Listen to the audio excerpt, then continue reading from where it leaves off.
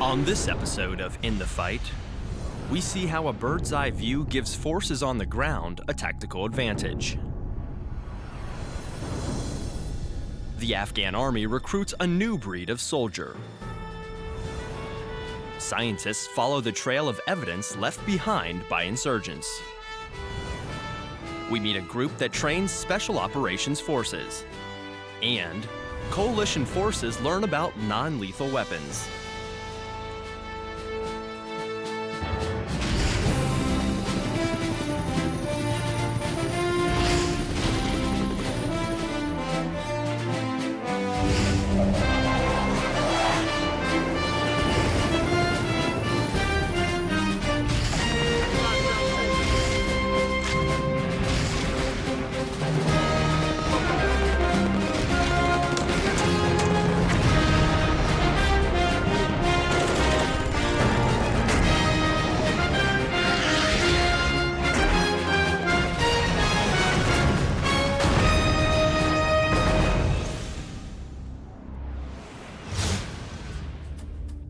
Having a bird's eye view of the battlefield gives the warfighter a tactical advantage over the enemy. Army Staff Sergeant Jose Ibarra shows us how the eye in the sky communicates with forces on the ground. With boots on the ground and eyes in the sky, U.S. soldiers from Combined Task Force Dragoon along with soldiers from the Afghan National Army and the Afghan local police come together. The mission is to inspect and clear an area in Kandahar province suspected of having possible IEDs, improvised explosive devices. As the convoy moves to the objective, an air support team follows with a bird's eye view of the battlefield and stays in constant communication with Sergeant Brian Thomas, a fire support specialist. And roger that, minute. During the mission, my job was to coordinate with the aircraft to pass information from myself to them and then back to me, basically of what they could see on the ground ahead of my convoy, behind ridge lines, mountaintops, dead space that we can't see if we're in the low ground, and any imminent danger or threats they could pass to me and I could pass to my platoon leader. IEDs are one of the biggest threats here in Afghanistan, and they can be placed in the ground in a matter of minutes, so any type of suspicious activity seen from the sky is quickly communicated. I've had 4 individuals that were just kind of they were crouched down. Didn't really look like anything suspicious, but they're on the east side of the route. The aircraft, OH-58 Kiowas, got eyes on a couple of people digging on the road that we were on, and they gave us the heads up by passing us a grid of the location and actually getting a closer look, and was able to find out that they were just digging normal field work for farming.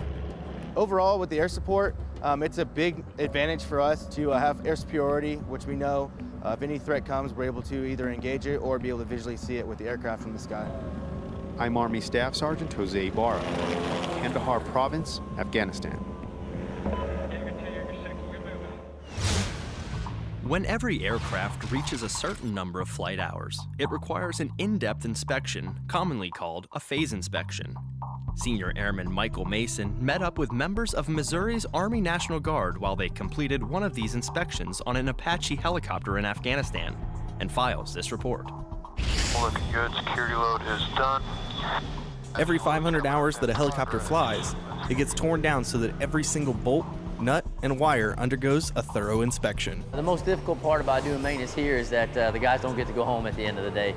They're here all the time, so they don't get that reset. Around the clock, mechanics work 12-hour shifts day and night to get the helicopters back up in the air. The sheer amount of time that you put into this, it's worth it whenever you see it all done and it runs up and flies off, and the pilots could give you the thumbs up telling you that it's all great and they could get back in the fight. At over 1,500 man-hours per inspection, the mechanics have been busy and will keep busy making sure helicopters are in the air supporting the troops on the ground. From Camp John Pratt, Afghanistan, I'm Senior Airman Michael Mason.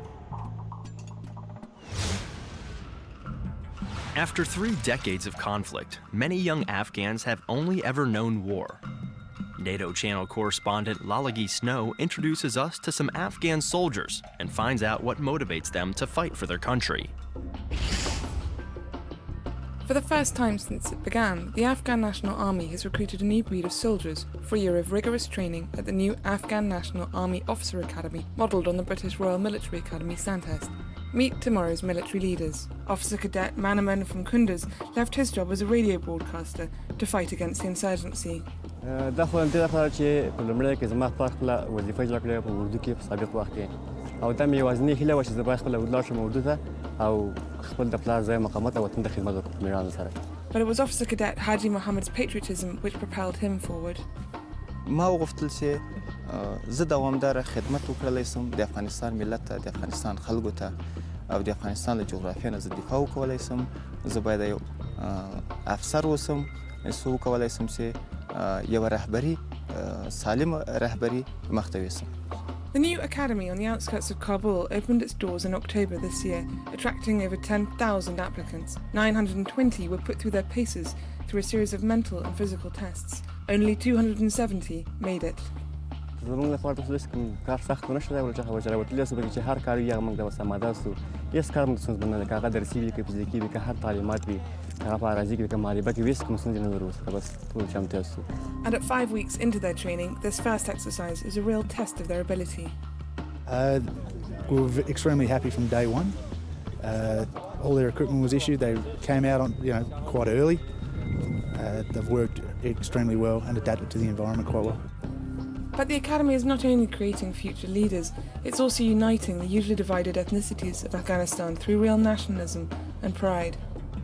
زه د افغانستان له ټولو خلکو سره دلته وینم او ټول په یوه ملي روحیه کې او په یو ملي لباس کې چې زه وینم او په یو ملي وحدت کې چې زه دوی وینم زه ډېر افتخار کوم او ډېر خوښ یم او خوشحاله یم چې This is Lala Gisner in Kabul for the NATO channel.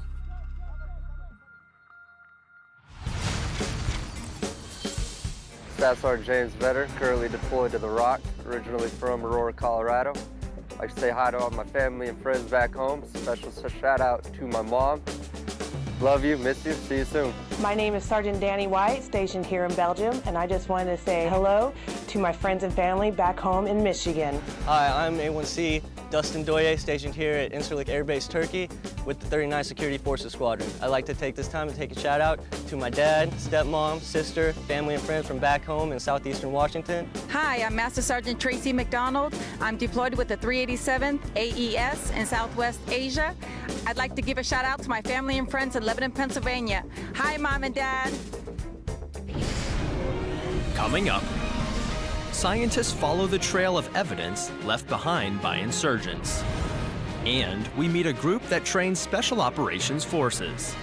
Check out divotshub.net for the latest accurate and reliable information as In the Fight continues. Which command is charged with overseeing special operations within the military? The answer when we return. With the new Military 24/7 app from Divots, you turn your favorite mobile device into a window to the front lines. Connect with your nation's finest men and women through our video and photography archives and stay up to date with news reported directly from service members. Quickly share information and breaking stories with friends via Facebook, Twitter, or email. News, photos, video. Your military 24/7.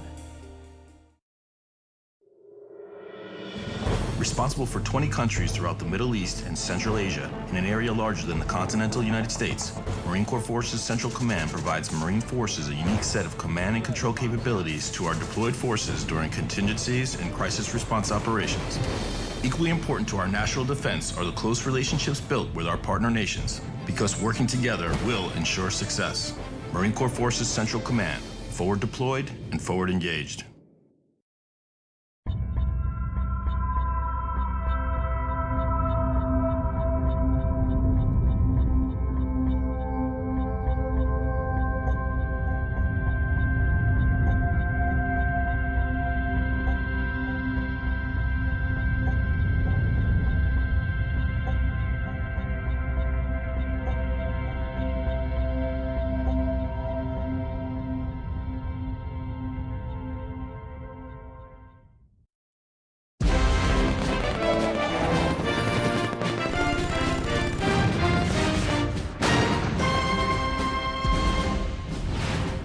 Which command is charged with overseeing special operations within the military?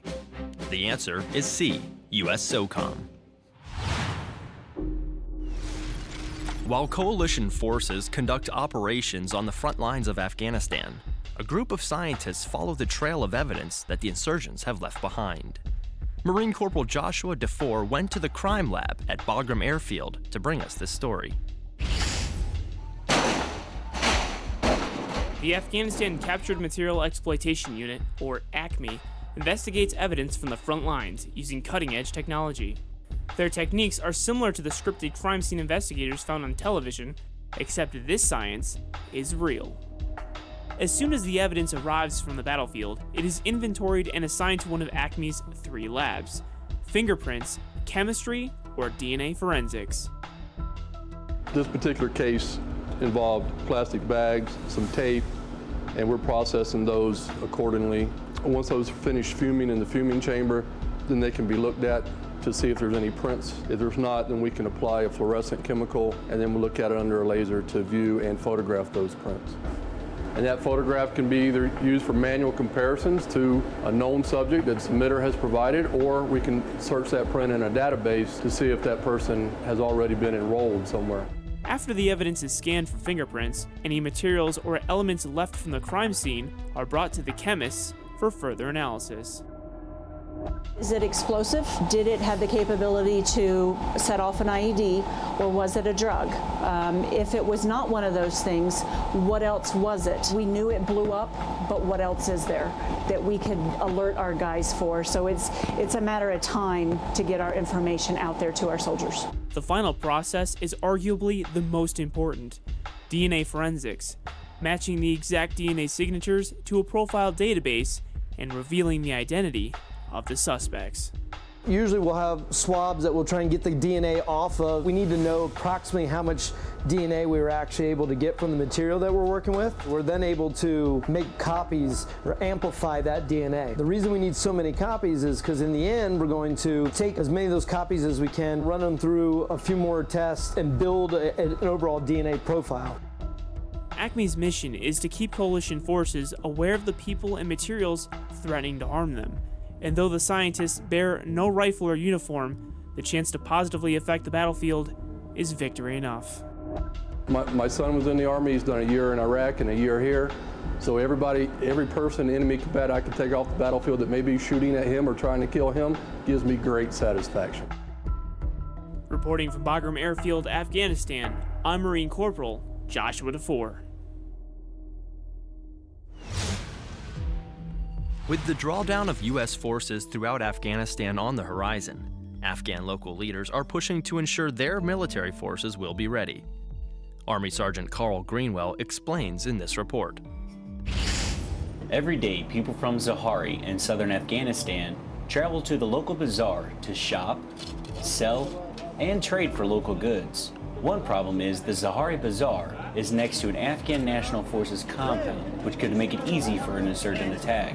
The Afghan government has been working with U.S. troops from the 2nd Cavalry Regiment to come up with a plan to reduce the threat of an attack and at the same time provide security for the people. I think they recognized even before we brought it to them that there was a need for increased security there. They understand that the local populace comes to that bazaar on a regular basis, and they need a place to securely shop and conduct their regular business every day. And how they decided to increase security was by adding guard huts and 19 10-foot tall steel reinforced concrete walls, also known as T-walls. I think this is important. Before the compound walls near the bazaar were very low, the enemy could jump over them and damage the compound or kill our soldiers. Now that we're putting up the T-walls, the soldiers are feeling much safer. But in order for the work to get done, the workers need to be able to do their job without fear of insurgent attacks. Yeah, hop out and see if it lifts. As myself and the guys on the ground were focusing on getting everything in place, working with the crane operator, talking to the NDS, not only did we have roving vehicle security with our trucks moving back and forth to the bazaar, we also had dismount security on the ground that was constantly watching our back and keeping an eye out for anything suspicious coming up through the mouth of that bazaar. With the security in place, the trucks were able to drop off their loads, and the crane operators were able to move and set the T-walls that will help shield them from future attacks. Reporting from Kandahar Province, Afghanistan, I'm Army Sergeant Carl Greenwood. Sometimes a simple shooting range just isn't enough for training military units. Airman First Class Stephen Ellis introduces us to the people who provide a more interesting option. Drive out to the heart of the Eglin Range on any given day, and you'll find the guys from HAB-ACE. HAB-ACE doesn't stand for anything, but is a code name for a unit that brings together operators of every branch. We train everyone within the Army, Navy, and Marine Special Operations Command, specifically Green Berets, Navy SEAL, and MARSOC operators. Units come from all over the globe to train with HAB-ACE, who provide an Air Force link as well as organization of each team's training needs. The biggest advantage here on Eglin and Hurlburt is the fact we have all of the special operations platforms here at one location, so the team can come and put together full mission profiles utilizing multiple assets at one time. And also the range complex allows teams to do live fire training with every weapon system that a special operations team would have their hands on, all at the same time. On top of the machine guns, grenade launchers, and anti-tank rockets, Hurlburt's gunships are overhead, providing air-to-ground support. 900. The big thing is we just give these guys experience and exposure to all the different special operations aircraft that the Air Force has to offer. Each team's training lasts 2 weeks. The 140 flying missions per year that HAB-ACE is responsible for familiarizes operators with working alongside AFSOC assets. Reporting from the Eglin Range, I'm Airman First Class Stephen Ellis. I'm Airman First Class Stephen Mize. Just giving a shout out to all my family members back home in Colorado. My mom, Chris, my dad, Jeff, my sister, Sarah, my fiance, Kieran. I love you guys. Today, I'm Specialist Ken Mojica from 1294th Infantry Regiment, Task Force Guam, here at Kabul, Camp Phoenix. Hope you guys are doing all right. I'd like to give a shout out to my friends and family back home in Tinian, Saipan, Rhoda, and Guam. Oh, my name is Senior Airman Jason Palmer-Janvier, hailing from the 39 LRS from Incirlik, Turkey. I'd like to wish a shout out to my family, my sister Jelaine, her husband Devin, my homegirl Caroline B. I love you, Mom. I love you, family. Hello, I am Tech Sergeant Aaron Roberts, deployed to the Rock from Colorado Air National Guard, Buckley Air Force Base. I'd like to give a shout out to my beautiful wife, Judy, and my awesome kids, August, Savannah, and Ty. I'll be coming home soon.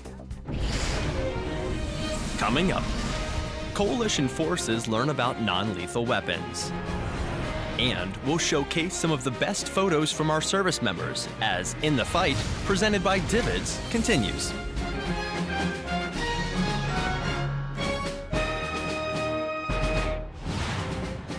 Who invented the taser? The answer when we return.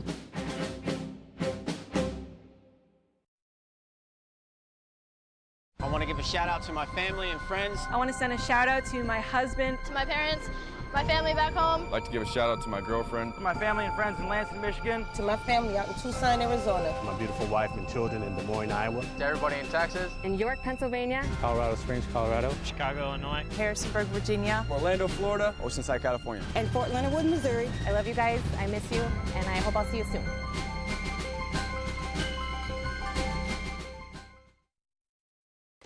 The environment is my passion. Every day, I live for the outdoors and all of its challenges. That's why I enlisted in the Coast Guard. Now, I serve to protect the environment and defend my country.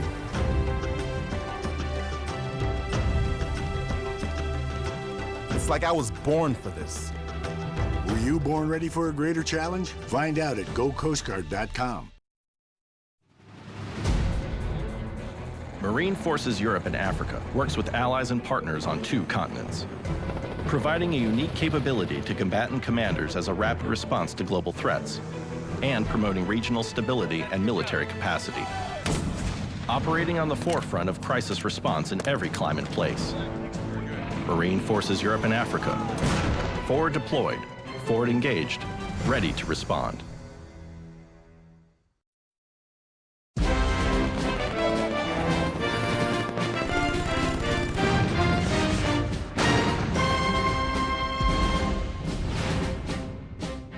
Who invented the taser? The answer is A. Jack Cover. Airmen and sailors combined forces recently in the Horn of Africa for a real-world test. This synergy is key to the success of future operations across the globe. Air Force Staff Sergeant Ashley Manns files this report. 449th Air Expeditionary Group Airmen and Coastal Riverine Squadron 1 Forward Sailors executed a joint search and recovery training exercise from the port of Djibouti recently. The exercise, called Neptune's Falcon, provided a real-world test of Combined Joint Task Force Horn of Africa's personnel recovery mission. In Djibouti, you have a dynamic and flexible environment. You don't know what the exact capabilities are of every unit. So when you have a chance to exercise these capabilities together, it's a good opportunity to do training. The exercise involved 2 phases. The sailors pulled the victim from the water, and then the pararescuemen hoisted the victim to safety. To be able to do this where it's open water, open ocean, and execute and safely recover someone and get them the care they need is what we aim to do. Joint search and rescue is a key capability of CJTF HOA, a capability made stronger by airmen and sailors honing skills as one team. For Combined Joint Task Force Horn of Africa Public Affairs, I'm Staff Sergeant Ashley Manns. Equipping soldiers with the right tools for the job is a high priority for the U.S. military. Recently, the Army is re-emphasizing the use of non-lethal weapons, and now several other countries are taking notice. Army Sergeant Elliot Valdez explains in this report. All right, first 2 fires. With every shot, soldiers from the Czech Republic Army are getting better at saving lives. They're shooting the FN-303 compressed air launcher, which shoots rubber pellets to stop threats, a non-lethal approach to security. This is their first time using this weapon system, and what I was able to glean, that I believe these soldiers were very positive and were very professional with the weapon, and they believe in the weapon. Miles Sun is a law enforcement professional attached to the 2nd Brigade Combat Team, 1st Cavalry Division. They feel that this is a benefit to them in that they can use they have another option besides just using lethal, and if for crowd control, it's a tremendous option to have. Soldiers from the 2nd Brigade Combat Team, 1st Cavalry Division are the only ones training and using non-lethal weapons in Afghanistan. Even though the FN-303 is classed as non-lethal, the weapon still has the capability to be lethal if used incorrectly. But with proper training on the minimum safe distance, soldiers can significantly reduce the risk of fatalities. The biggest benefit is to save lives. You don't have to use lethal force, there's no need to. If you can use non-lethal, get the person to stop the action that they're doing, and save their life at the same time, still accomplish your mission, success story if you ask me. Reporting for America's First Team, I'm Army Sergeant Elliot Valdez. Every service member that heads out to the front lines relies on the men and women that stay behind the wire. Army Sergeant Carl Greenwell profiles a soldier who ensures that those heading out on missions have the equipment they need. The CRT, or Combat Repair Team, at Bob Walton in southern Afghanistan plays a vital role in the ongoing operations. Part of the CRT's mission is fixing one thing that could save your life: your weapon. I like to think we have one of the most important jobs, just because your weapon is your safety at all times, and it's your protector. So, you know, if your weapon goes down and you're not able to fix it, or it's not able to function, that's bad news.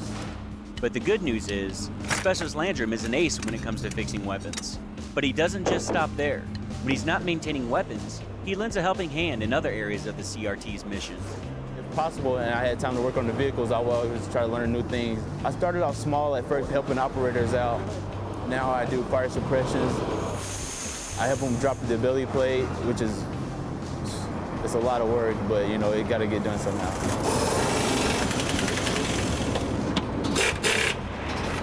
Even though this is Specialist Landrum's first deployment, he's found a way to keep the morale high. We all came together more tight-knit as a group, you know, playing basketball together, spending around each other like more than 12 hours a day a lot of the times, and just seeing each other at picking each other up when one is down, and things like that. It just keeps us going and motivated. So we're all there for each other, no matter what. It's just a family, one big family. Before the soldiers at 5 Walton head outside the wire, they can rest assured that Specialist Landrum and the CRT have made sure the equipment is going to work right every time. Reporting from Kandahar Province, Afghanistan, I'm Army Sergeant Carl Greenwell. DVIDS is a 24/7 operation that provides a timely, accurate, and reliable connection between the media and the military serving worldwide. Through a network of over 200 portable satellite transmitters around the globe and a distribution hub in Atlanta, Georgia, DVIDS gives you access to the front lines with live and archived broadcast video, still imagery, and print products. Visit our website at dividshub.net and search through our enormous video and photo library.